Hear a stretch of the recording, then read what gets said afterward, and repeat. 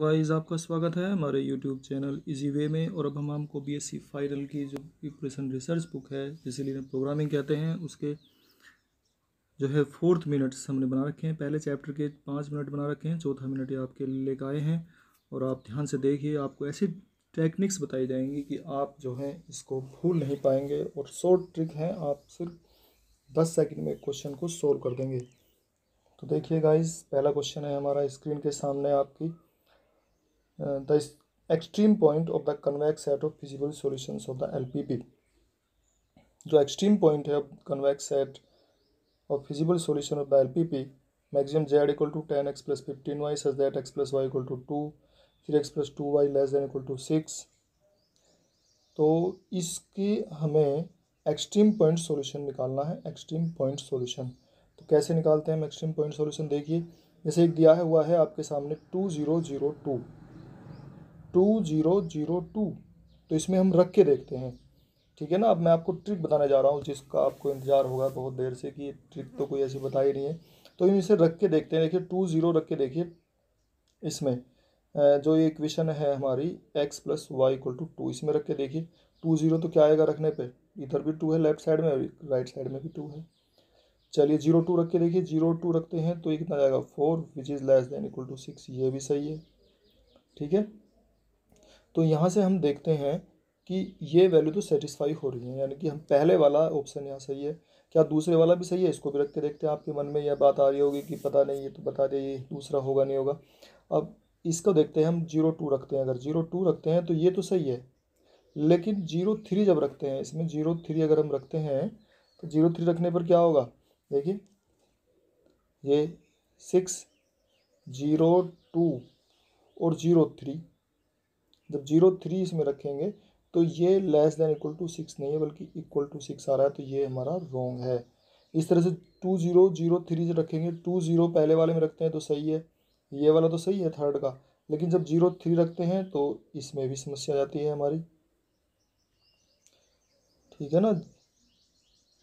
02 जब पहले वाले में रखेंगे 20 तो ठीक है, लेकिन 20 जब दूसरे वाले में रखेंगे तो इक्वल आता है। तो ये भी हमारा सही नहीं है। इसका जो सेकंड पार्ट है वो सही नहीं हो रहा है। फोर्थ में देखिए 00 ये सेटिस्फाई नहीं कर रहा है, 03 ये भी सेटिस्फाई नहीं कर रहा है। तो इसलिए जो बाकी और ऑप्शंस हैं ये रॉन्ग है, केवल हमारा ए विकल्प सही है। तो देखिए आपको तरीका इस समझ आया होगा, आप खुद भी लगा के देखिए। और अब जो है हम इससे आगे क्वेश्चन नंबर 25 कराने जा रहे हैं। तो 25 हमारा स्क्रीन पर है। ये देखिए, इफ़ ये लिखा हुआ है, if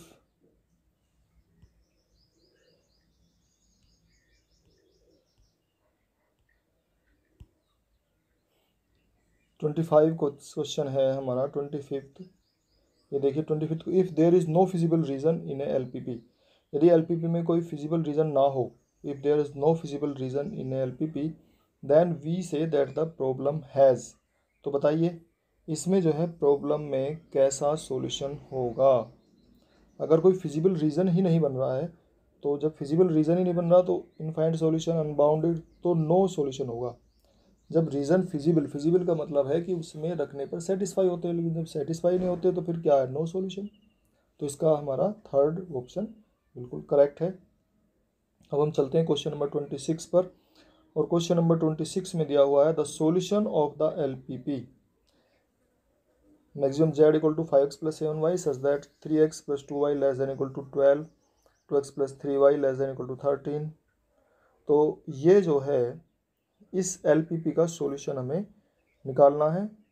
maximum z equal to 5x plus 7y, और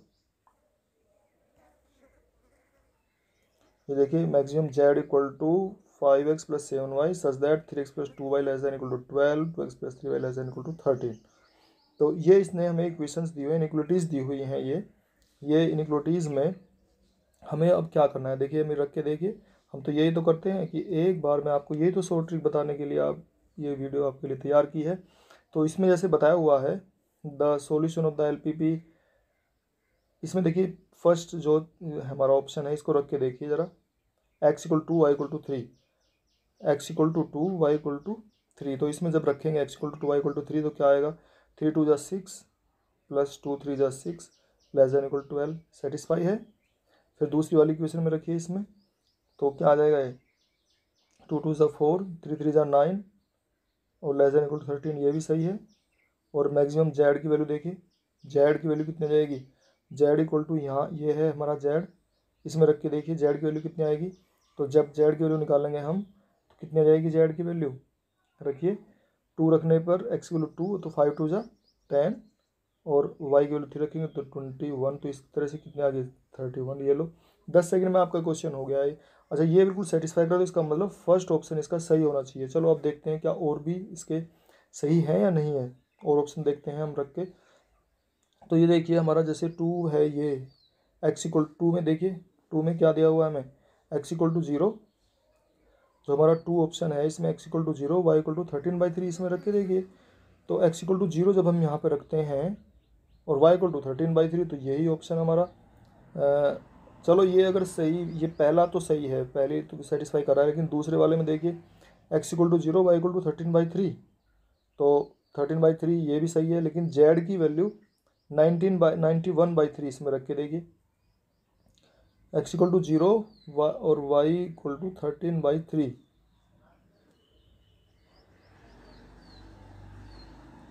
तो ये हमारा ऑप्शन सही नहीं हो रहा है।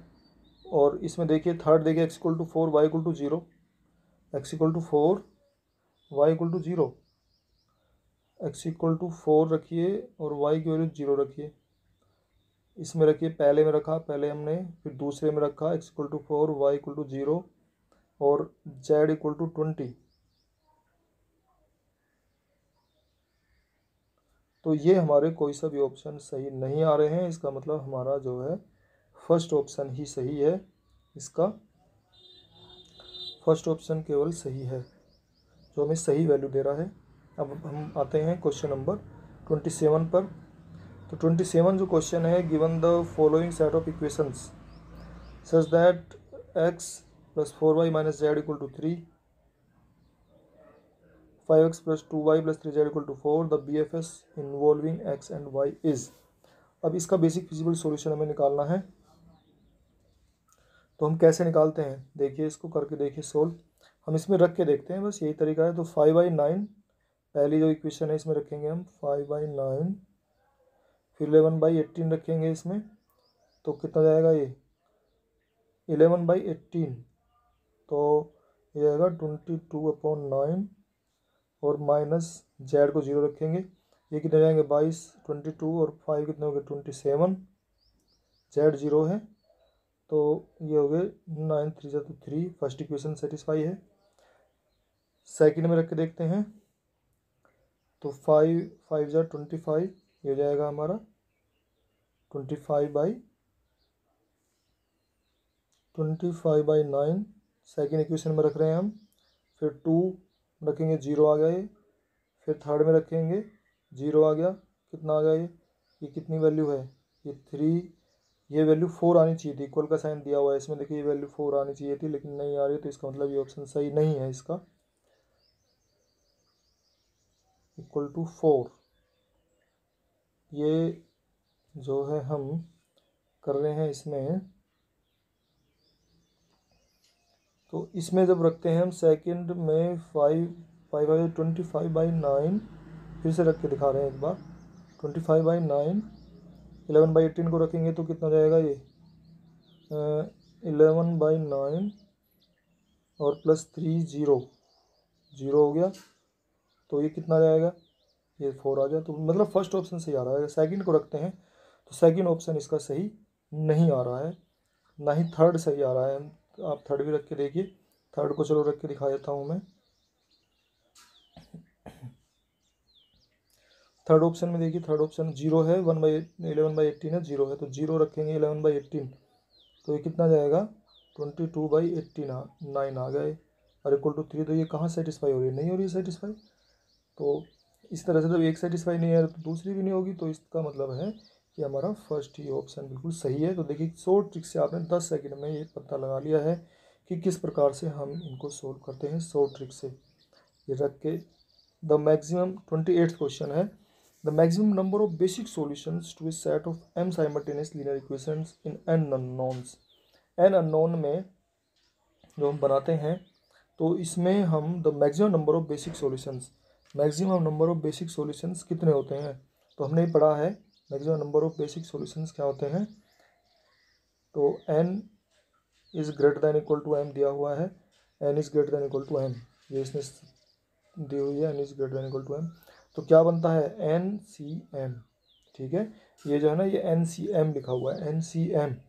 तो देखिए इसका इस तरह से थर्ड ऑप्शन जो है वो बिल्कुल करेक्ट है। अब हम चलते हैं क्वेश्चन नंबर 29 पर, और आपके सामने है ये स्क्रीन पर क्वेश्चन नंबर 29। क्वेश्चन नंबर 29 में दिया हुआ a set of values of the variables X Y Z up to n terms, X Y Z to n terms दिए हुए हैं, set of values of the variables satisfying the constants and non negative restrictions of LPP is called. तो जो satisfy करता है constants को, non negative restrictions को, तो बताइए वो क्या कौन सा होता है, तो वो कैसा होता है, फिजिबल सॉल्यूशन होता है। अगर नॉन नेगेटिव रेस्ट्रिक्शंस को भी सेटिस्फाई करता है, जैसे हम इक्वेशन लिखते हैं ना 2x + 4y less than equal to 6, इस तरीके से ये इक्वेशन लिखते हैं। तो इस इक्वेशन में जो है नॉन नेगेटिव रेस्ट्रिक्शंस को सेटिस्फाई कर रहा है, तो यानी कि ये पॉजिटिव होना चाहिए, x और y पॉजिटिव होने चाहिए, ये और ये वैल्यू पॉजिटिव होनी चाहिए, तो इस तरह से is called a feasible solution. तो ये कैसा होता है, एक फिजिबल सॉल्यूशन होता है। लगातार बने रहिए स्टूडेंट्स आप ध्यान से, और हमें हमारे पास कमेंट करके भेजिए, कोई भी प्रॉब्लम पूछनी है तो आप कमेंट में भेजिए, कमेंट बॉक्स में हम आपके सवालों का जवाब देंगे लगातार। तो स्टूडेंट्स 30 क्वेश्चन है इसमें। If the values of the objective function, if the value of the objective function, if the value of the objective function z can be increased और डिक्रीज्ड इनडेफिनिटली, उसकी जो वैल्यू को अगर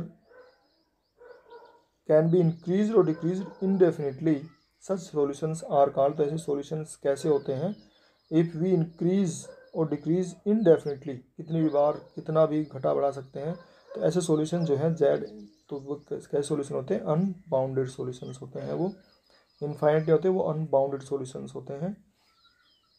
देखो जैसे ये हम बनाते हैं, ये आपने देखा होगा, मान लीजिए कोई इस तरह से इक्वेशन आ गई हैं, दो लाइन हमने खींची, और इन दोनों लाइंस पर ये देखिए ये इसका ये और ये इधर शेडेड रीजन आ रहा है, ये वाला शेडेड रीजन है इनका, और इसमें हमारा जो ऑब्जेक्टिव फंक्शन आता है, ऑब्जेक्टिव फंक्शन वो इस तरह का, हम देखो अलग कलर में आपको दिखा रहे हैं करके इसको, ये अगर इस तरह का आ गया इसमें ऑब्जेक्टिव फंक्शन मैक्सिमम आ गया, इसमें बताओ मैक्सिमम कहाँ खींचोगे आप, तो मैक्सिमम कहाँ जाएगा, इनडेफिनिटली इसको घटा बढ़ा सकते हैं, कहीं तक चला जाएगा आगे तक ये, तो इस तरह से कैसा अनबाउंडेड सॉल्यूशन कहलाता है, this is called unbounded solution. अब पहुंचते हैं क्वेश्चन नंबर 31 पर। तो a necessary and sufficient condition for the existence non degeneracy, देखिए इसमें बात आई है नॉन डिजनरेसी की, आप ध्यान से देखिए, इसमें बात कर रहा है non degeneracy of all the basic solutions of x equal to B m equations in n unknowns, equation तो m है और अननोन्स हैं n, यानी कि वेरिएबल जो है, वेरिएबल कितने हैं, वेरिएबल हैं हमारे पास n, और इक्वेशंस कितनी हैं, इक्वेशंस m।